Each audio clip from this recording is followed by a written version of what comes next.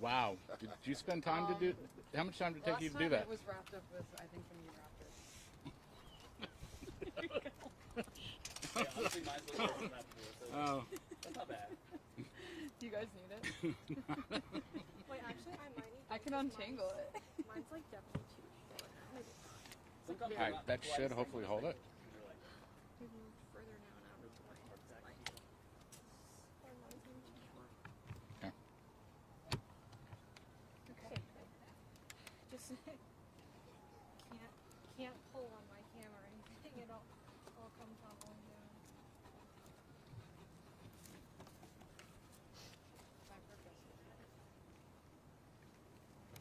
Over under for It's an ideal. 5 weeks.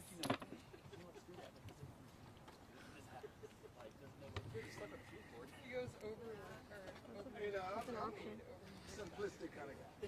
Cheese board was set. It's go. And now we have. Well, it's this part. Look at this. Can it be tight? Yeah, I need a screwdriver. Do it with? Do I? Just a clip? Or even like taping the mic? Yeah, right? I don't know that taping is going to really hold it.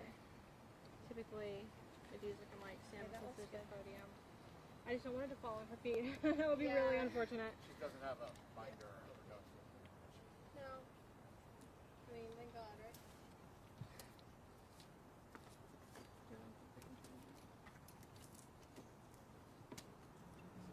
About that. That work for you? I hope so. Okay, does that work? Y'all need a mic check? We will in a second. Okay. We'll still be heading this way in like 2 minutes.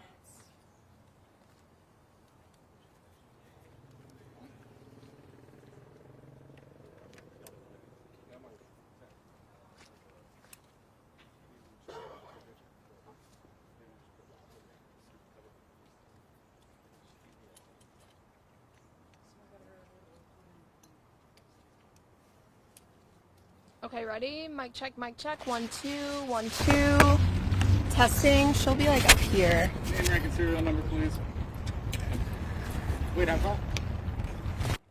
Probably here. That should be all right. Testing, testing. 1, 2. Can you hear me? Testing. 1, 2, 1, 2. All good?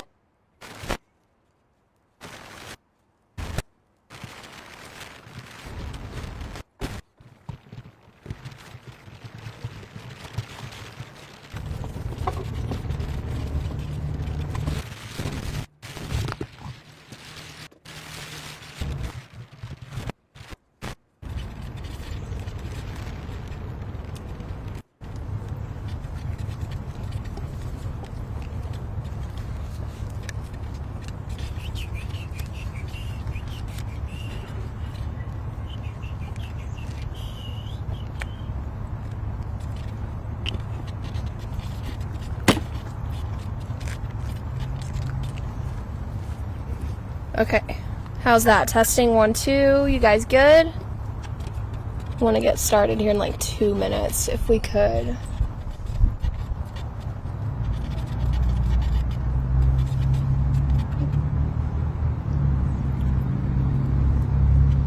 Testing 1, 2. You guys good? Thumbs up from anyone? Okay, awesome.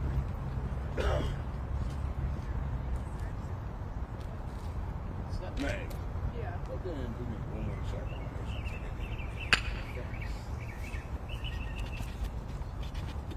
One, two, three. Testing, testing. Good. Keep going if you don't mind. 1, 2, 3. Yep. Okay. 4, 5. Good? Yep. How does it look, Al? Yep. Good? Good to go.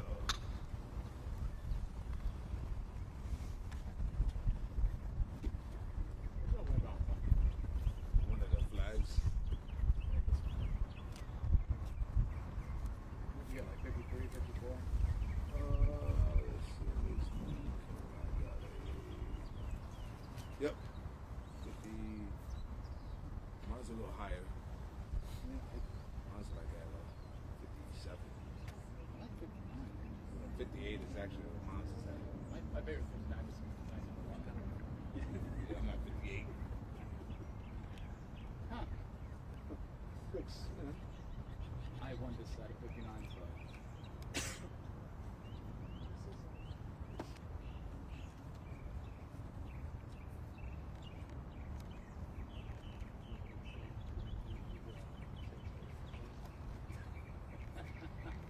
I'm just kidding.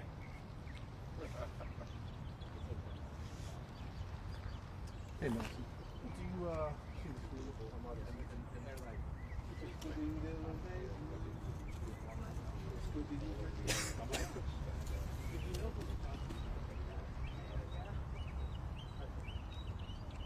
or you set up an interview with them, you show them their office.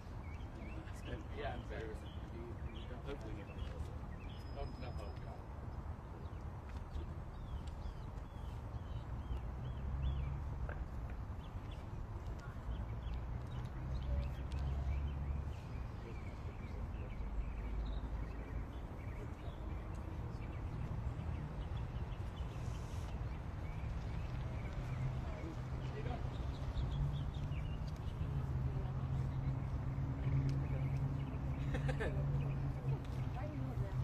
That's, yeah.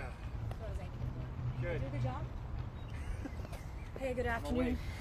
Good afternoon, everybody, and happy President's Day to the greatest president of the United States in my lifetime. That would be Donald J. Trump. I'm here today for a couple of reasons. I wanted to unveil an initial policy platform for judicial reform here in South Carolina, and also wanted to talk about the DOJ and the Epstein files this afternoon as well, and take your questions about any of the subjects. Over the last couple of months since announcing my run for governor, I said I would be the most policy-driven candidate for governor in this race, and I am. The press has already said that we are the only candidate with a detailed plan to reduce the state income tax down to zero. Today I'm unveiling a policy proposal that Piper will send to you after this. I drafted this piece of legislation to do term limits on South Carolina's judges. If I have learned anything about South Carolina's broken justice system, if I've learned anything about talking to so many victims across the state of South Carolina, whether it is the Spivey family, whether it is the Federico family, whether it is folks in law enforcement who've investigated child predators like Donald Gresh, Travis Reed Gay, etc., is that our system is broken. And you know, you can liken it to, compare it to the Epstein situation, what's happening right now. We know that there were over 1,000 victims and only one accomplice is in jail. So the Epstein saga isn't just about the Epstein victims. It's about victims all across the country that never see justice. If you look at the case of Donald Gresh, it was a convicted child predator, pedophile, was facing 60 years in jail. He had 1,900 images of toddlers as young as 3 being sexually assaulted by animals and adults. 1,900 images.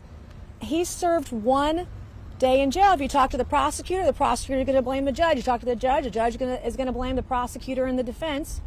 That was a 15-minute plea deal, and the guy walked free, who lives in a neighborhood full of children, by the way.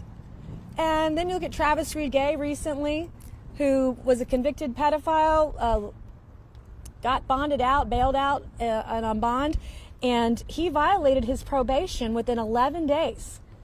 His probation says if you violate the probation, you go to jail. Well, they arrested him, and within a few hours later, he's out of jail. Some judge did that. If you look at the case of Scott Spivey, and I was told today on my way here to the state capitol that the judge in the Spivey case is going to rule against him. The decision's already done.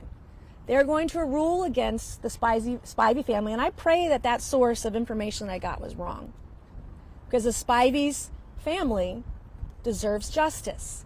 You look at what happened to Logan Federico. Some prosecutor, judge somewhere let this guy out who had over 24 convictions, felony convictions, 40 some odd arrests. You guys have reported on this. And some judge or judges, I think one of the main judges in that case of that murderer is no longer a judge.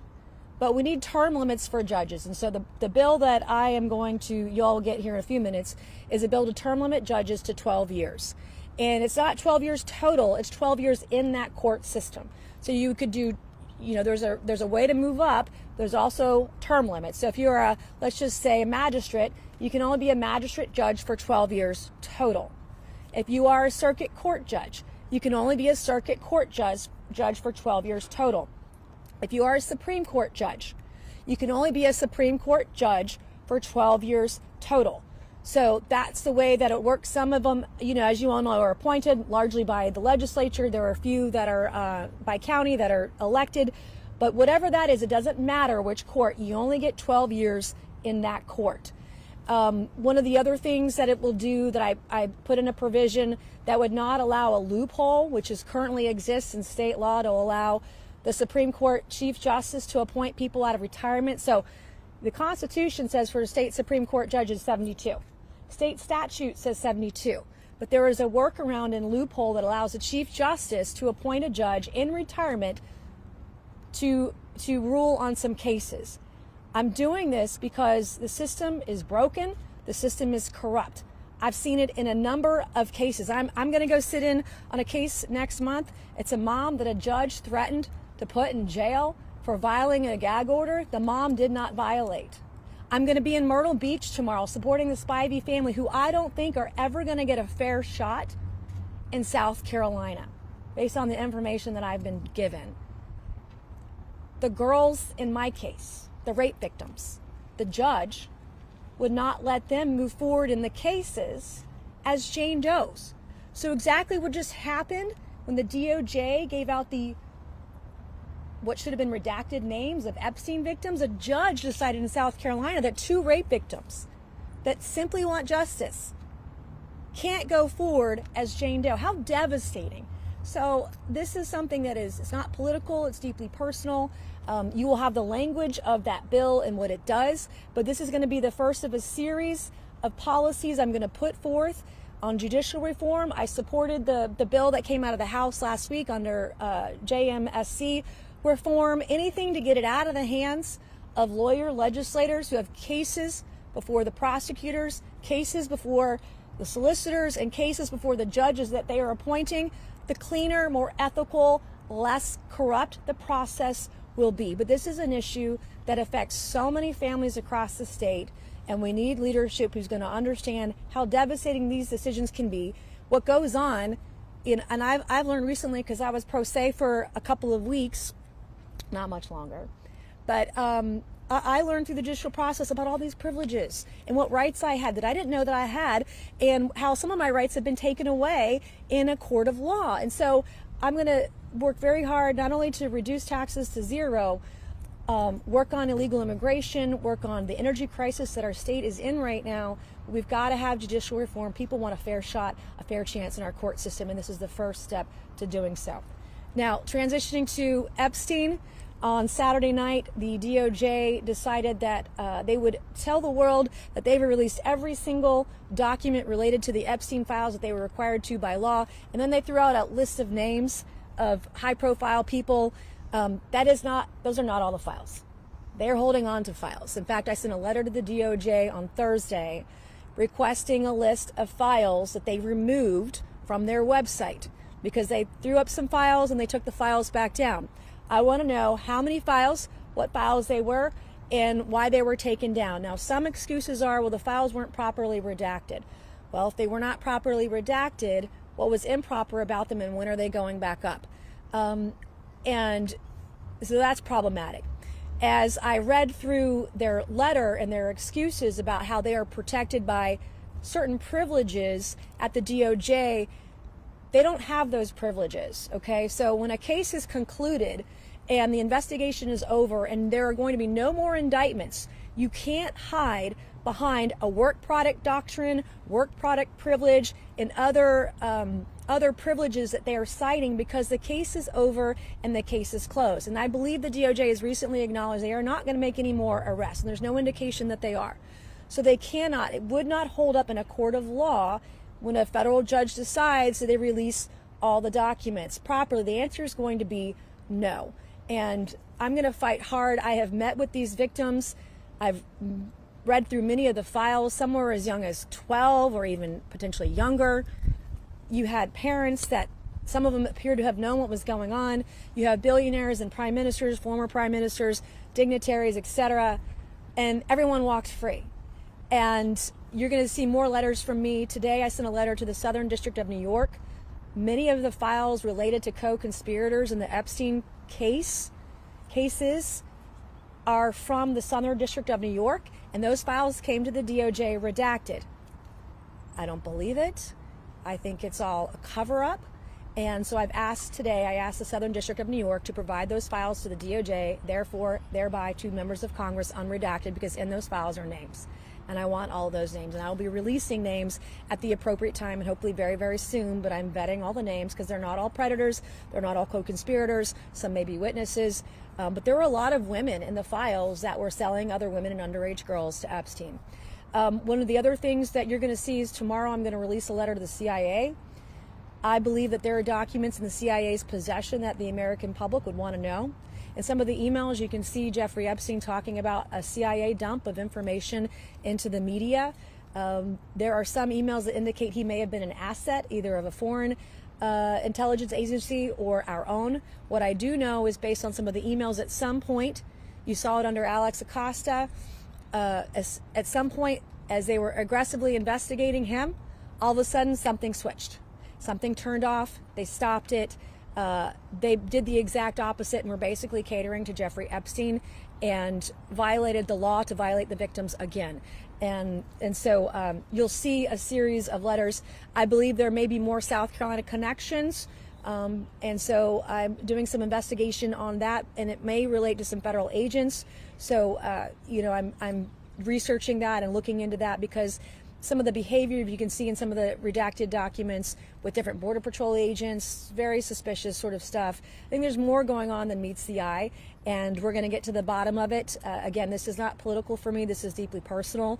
I met recently with the victims last week. In fact, it was on the 1-year anniversary of my floor speech, and I'll be doing everything I can to expose the truth, regardless of who it names. My list of names, when I put it out, will be nonpartisan.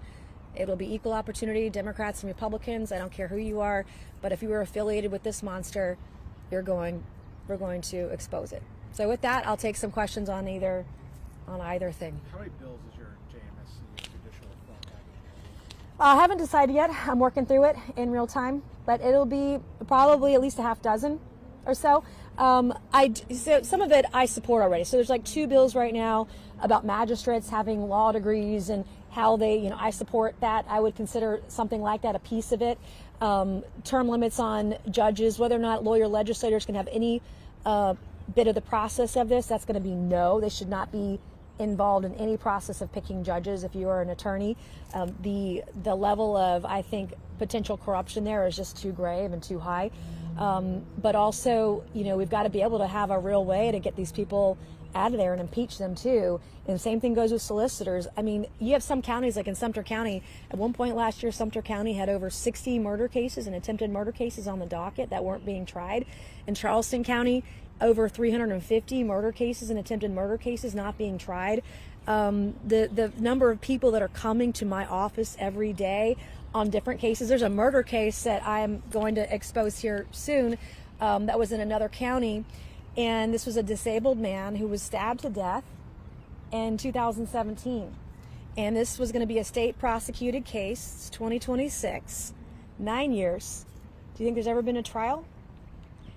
And his murderer is walking free 9 years later. So there's just so much that's broken with the system. I'm taking what I've learned and then going to show how to fix it. Are you going to try to push for if the legislature is not involved in actually voting on judges? What's that? Do you want a situation where the legislature... Oh, for sure. I've drafted a bill for that already. Yes, I don't want the legislature involved, but again, they're never going to take that power away from themselves. They're never going to do that. I can propose it until I'm blue in the face, and I will propose it, because there are some states, we're one of the only states in the country that does this, but in a lot of states, the governor might appoint some, or there might be some advising consent of the Senate, or some hybrid thereof, and I've put that policy together, which I'll be releasing to in the next couple of weeks. with a lot of these policy pushes, obviously they're coming on the heels of conversations that are still happening in the General Assembly. Obviously, like talking about specific facets of your proposal, it goes a little bit further than what they're proposing. Obviously, you're running for governor. When if you get there, you're going to be dealing with the General Assembly that's more or less going to be doing, I guess, having these conversations that voters want to have. So. In these instances where you're having your own proposals and the legislature is offering proposals that you appear to disagree with, would you just outright veto something you wouldn't agree with? No, everything's in a negotiation. So what I'm doing here by proposing policies that I've drafted is how I would operate as governor. So you're gonna see, and I've already seen a slate of policies that I embrace. And sometimes I embrace things from the legislature. Sometimes I disagree with the legislature. Sometimes I'm going to take the best of both worlds and say, hey, since this can't pass, try this, right? And so that's part of making it work, because my goal as governor is going to be the most productive governor in South Carolina history, which means you have to sit at a table and you have to do some give and take.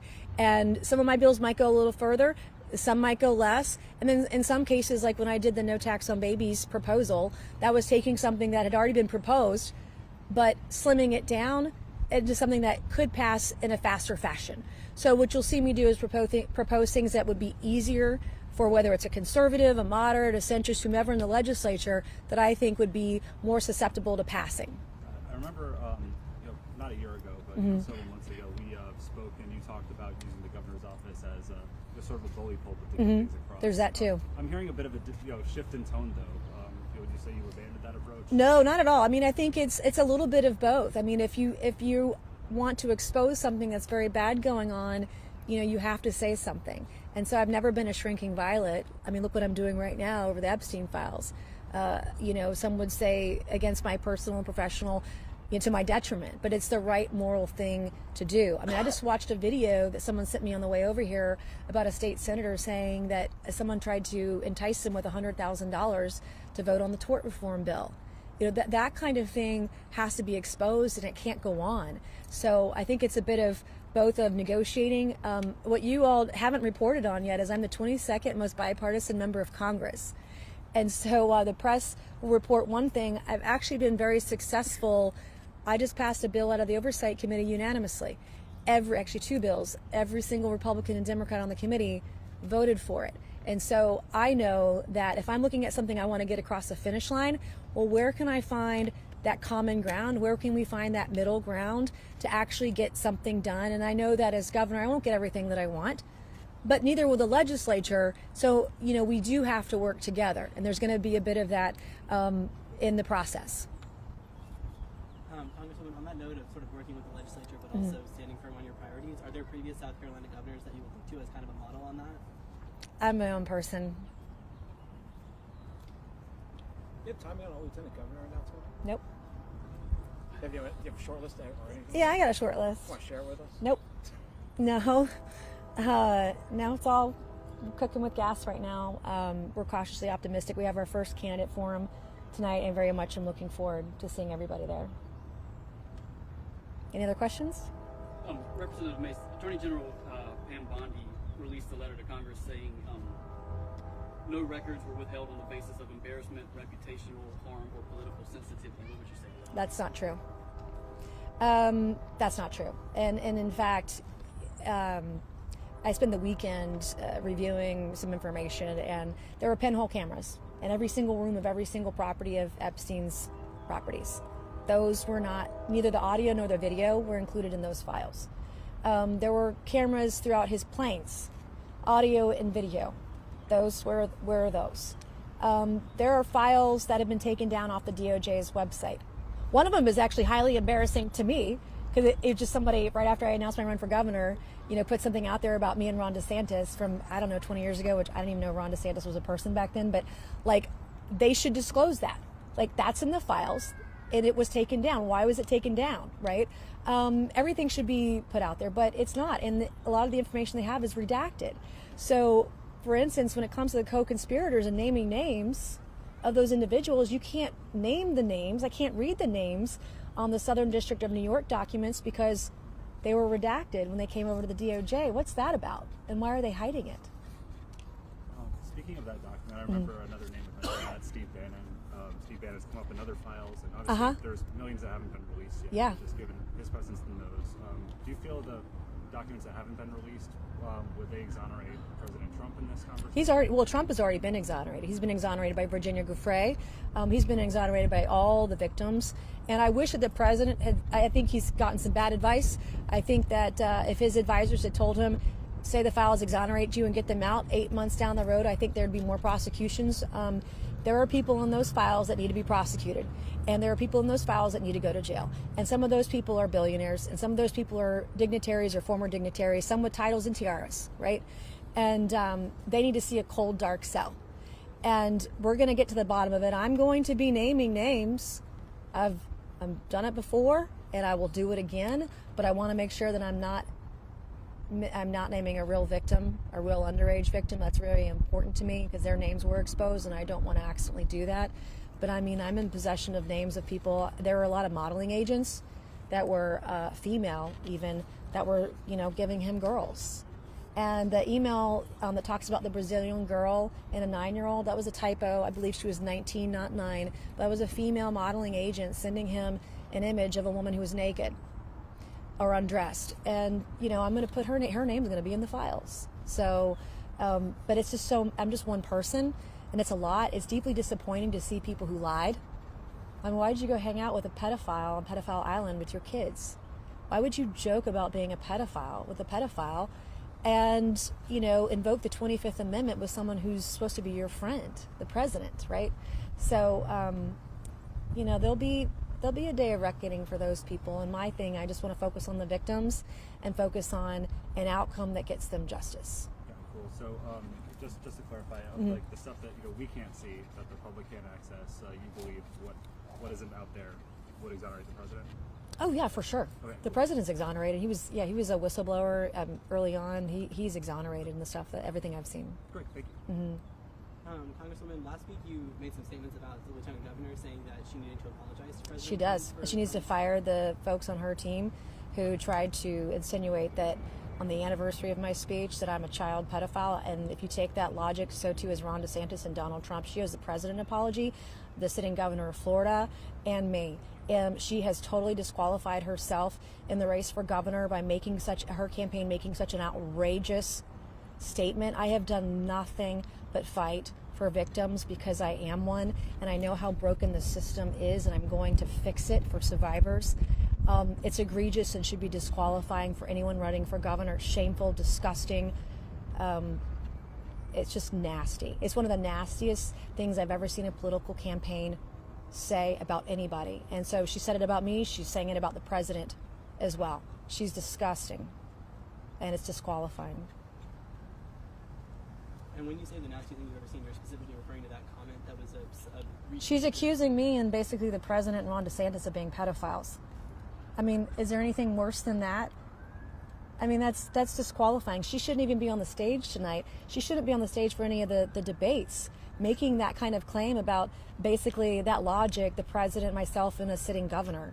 I mean, it's disgusting and it's shameful, and it is fully disqualifying in her run for governor. And she needs to fire the people on her campaign that are saying those kinds of things about me and the president.